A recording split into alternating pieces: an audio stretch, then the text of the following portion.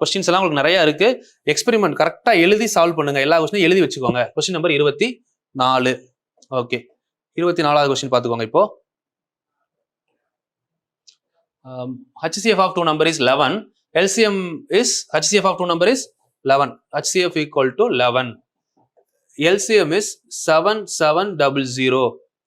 One of the number is N1 is equal to 275. Find the another number N2.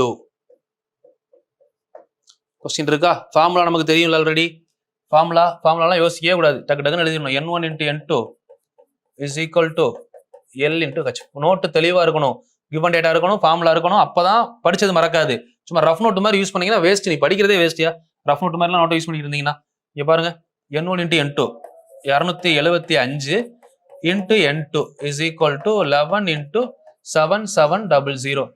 Okay, வேற என்ன பண்ணலாம்? இதுல எதாவது கேன்சல் பண்ணலாம். எல்லும் இருக்கு, கச்சும் இருக்குல்ல. ஓகே, இப்போ 11 டேபிள்ல கேன்சல் பண்ணோம்னா 25. ஏன்னா நடுவில் கூட்டினா ஆன்சர் வருது இல்ல, அப்ப 25.